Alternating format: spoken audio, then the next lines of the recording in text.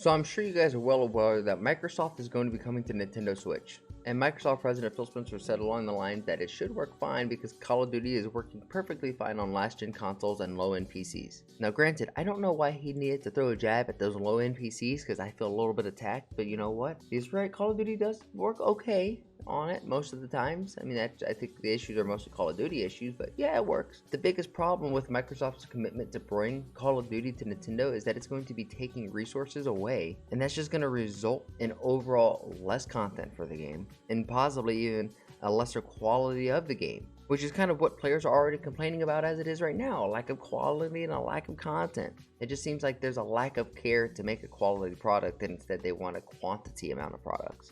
Like, I'm sure that they'll build out a team for Nintendo, right? Because like you have Sledgehammer, Treyarch, and Infinity Ward that basically handle all of the Call of Duty games, and High Moon Studios and Ravensoft act as support. So I'm sure Nintendo's support branch and support team will have the same kind of spiel, but that just took a lot of time to develop and make, and I just don't know if they have that much time to make this team before this deal goes through. And if you've been following me, you know that I think that this deal is more to put pressure on Sony more than anything, because Microsoft is offering Sony a 10-year deal guaranteeing them long-term access for Call of Duty, but they keep refusing. And the biggest reason that they refuse is Sony's president has come out to say that if Microsoft gets this deal through, that they're going to be able to pick and choose what they want to do with PlayStation.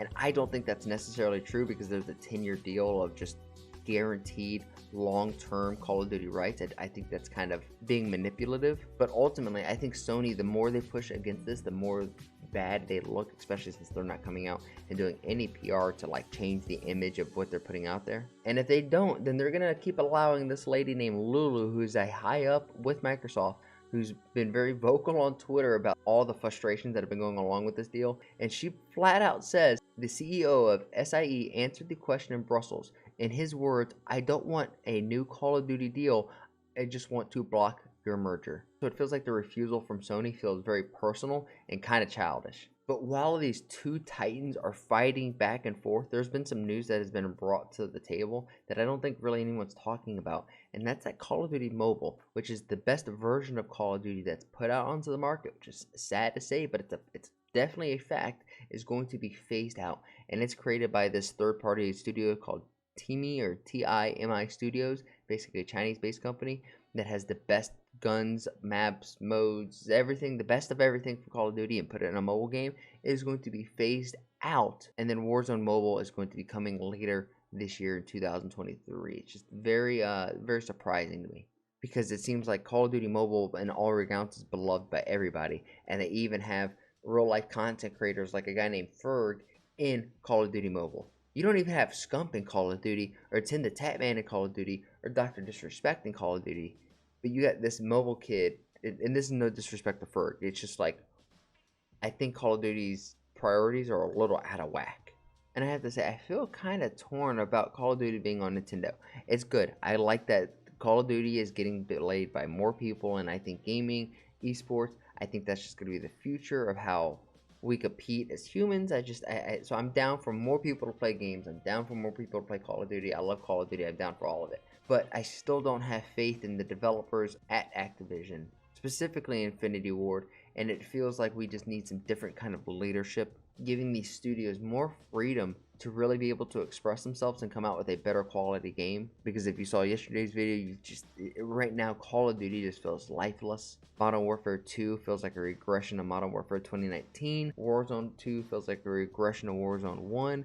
It just feels like in all regards Warzone has just regressed, Call of Duty has regressed, and the biggest issue with it is I think there's real no competition for Call of Duty. Yes, you have Apex and Fortnite. Both of them just are so different that it's like, yes, you like FPS, but if you're a Call of Duty guy, you're just going to play Call of Duty, and there's nothing that's really competing with it.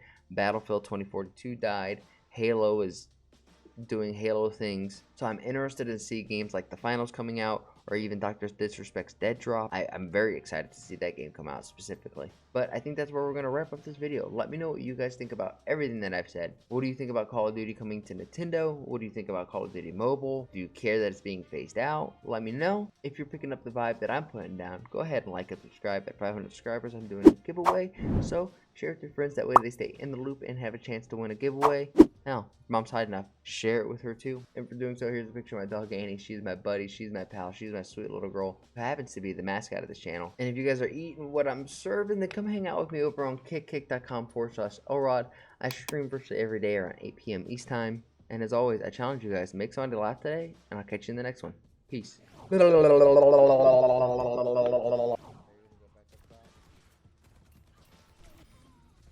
nope, not in my house.